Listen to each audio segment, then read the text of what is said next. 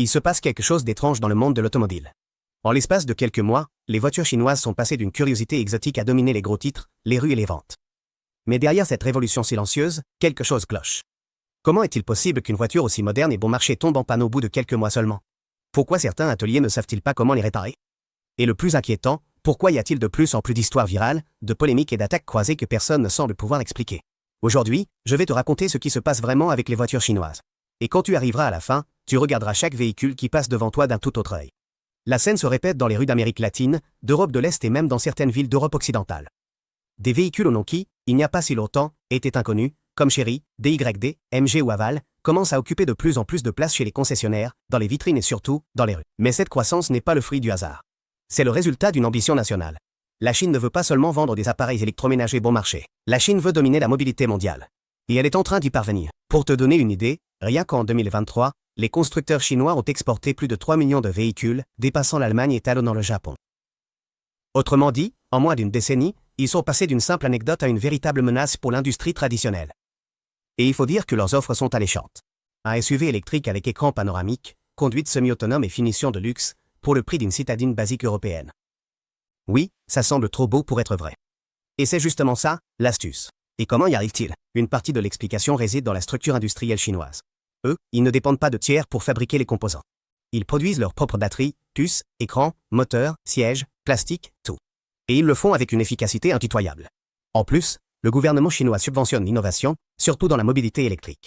Donc, quand une marque lance un nouveau modèle, elle ne le fait pas seule. Derrière, il y a des incitations fiscales, des soutiens logistiques et, bien souvent, un réseau étatique qui s'assure que le projet soit rentable, même en le vendant à perte. Parce que pour chaque histoire de quelqu'un heureux avec sa voiture chinoise, il y en a une autre bien différente. Des moteurs qui s'éteignent sans raison, des capteurs de proximité qui cessent de fonctionner sous la pluie, des systèmes d'infodivertissement qui se figent comme un vieux téléphone, et même des toits qui grincent comme si la voiture a des 1000 ans. Quand un produit offre plus pour moins cher, la première réaction est de penser qu'on est face à une bonne affaire. Un SUV avec écran tactile de 12 pouces, caméra à 360 degrés, toit panoramique et conduite semi-autonome pour moins de 20 000 $. Ça ressemble à un miracle, mais tu sais ce qu'on dit. Quand quelque chose semble trop beau pour être vrai, c'est probablement le cas. Et c'est justement ce que découvrent de nombreux propriétaires de voitures chinoises aux quatre coins du monde. Des utilisateurs signalent des problèmes électriques qui surviennent sans raison apparente, des capteurs qui se déconnectent, des écrans qui deviennent noirs, des boîtes automatiques qui ne répondent pas bien et, le plus courant, des bruits, des vibrations et des infiltrations d'eau dans des voitures pratiquement neuves. Et il ne s'agit pas seulement de marques inconnues. Même des géants comme MG, Chery, DYD ou Geely ont reçu des critiques similaires. Cela ne veut pas dire que tous leurs modèles sont mauvais, mais cela montre bien que la constance dans la qualité reste un grand défi. Pourquoi y a-t-il autant de défaillances? En Chine, les marques se livrent une concurrence acharnée sur la rapidité. Elles lancent de nouveaux modèles chaque année, parfois avec des changements radicaux. Il n'y a pas de temps pour des tests prolongés ni pour des ajustements minutieux. Ce qui prend 3 ou 4 ans de développement chez les marques traditionnelles peut sortir en 18 mois chez les marques chinoises. Mais si la qualité du produit t'a déjà inquiété, attends de voir ce qui se passe quand tu essaies de le réparer. L'un des grands mystères qui entourent les voitures chinoises, c'est l'énorme différence de qualité entre les modèles, et même entre différentes unités d'un même modèle. Et on ne parle pas ici de préférences personnelles ou d'exigences extrêmes. On parle de personnes qui ont acheté la même voiture, le même mois, dans le même pays, et qui ont eu des expériences complètement opposées. Contrairement aux marques traditionnelles qui ont des normes de qualité très strictes et des usines bien établies, de nombreuses marques chinoises fonctionnent avec des plateformes partagées, des fournisseurs différents et des usines d'assemblage sous-traitées. Cela signifie qu'un même modèle peut avoir été fabriqué dans des conditions différentes, avec des pièces différentes et sous des contrôles de qualité inégaux. Et voici quelque chose d'encore plus important, les marques chinoises sont en constante évolution. Le modèle qui était vendu il y a 6 mois a probablement déjà été mis à jour. Et comme beaucoup de ces marques n'ont pas des décennies d'histoire ni une présence mondiale bien établie, la traçabilité de leur processus est très limitée. Si quelque chose tombe en panne, il est difficile de savoir pourquoi, et encore plus difficile de trouver quelqu'un pour le réparer. Acheter une voiture n'est que la première étape. Ce qui définit vraiment ton expérience en tant qu'utilisateur, c'est tout ce qui vient après, l'entretien, les garanties, les pannes imprévues et, surtout, le service client quand quelque chose ne va pas. Et c'est là que, dans de nombreux cas, les voitures chinoises révèlent leurs plus grandes faiblesses. À cela s'ajoute le fait que de nombreux modèles sont équipés de technologies propriétaires, de logiciels, de capteurs, d'unités électroniques qui ne disposent ni d'une homologation internationale ni d'un accès libre pour les diagnostics. Et tout cela n'est pas un problème mineur. C'est le quotidien de centaines de personnes qui ont fait confiance à une nouvelle marque et se sont retrouvées piégées dans le flou du service après-vente. Beaucoup de marques chinoises proposent des garanties longues, de 5, 6, voire 7 ans. Sur le papier, cela semble parfait, mais en pratique, cette garantie ne couvre pas toujours ce que tu imagines ou devient inutile lorsque la marque disparaît du pays ou change d'importateur. Même dans les cas où la garantie s'applique, le processus est souvent lent, confus et rempli de conditions peu claires. C'est un point clé. Des marques comme Toyota, Mazda ou Renault ont bâti leur réputation non seulement grâce à leurs voitures, mais aussi grâce à leur capacité à réagir quand quelque chose ne va pas. L'attention, les pièces de rechange, le suivi, la confiance. En revanche, beaucoup de marques chinoises ne comprennent pas encore la valeur du service après-vente.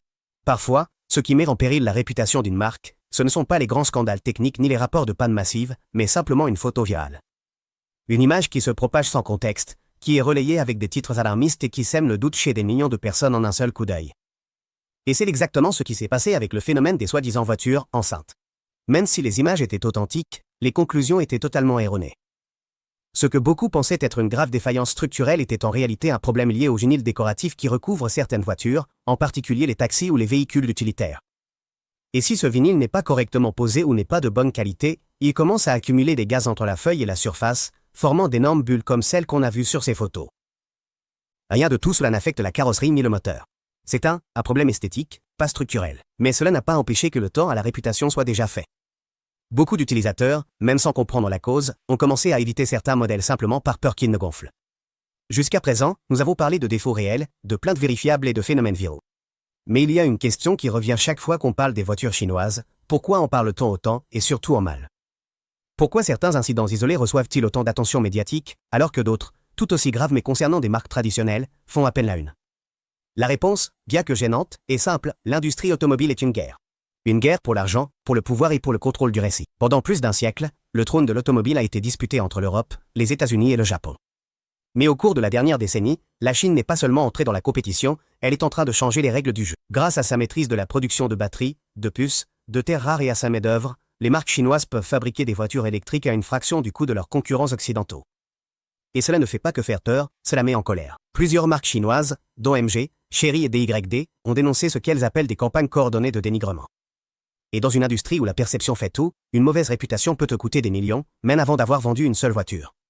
S'il y a bien quelque chose qui suscite des réactions viscérales dans l'industrie automobile, c'est le design. Pour beaucoup, une voiture n'est pas seulement un moyen de transport, c'est une déclaration d'identité. C'est pourquoi, lorsqu'une nouvelle marque lance un modèle qui ressemble de façon flagrante à une icône européenne ou japonaise, la polémique est inévitable.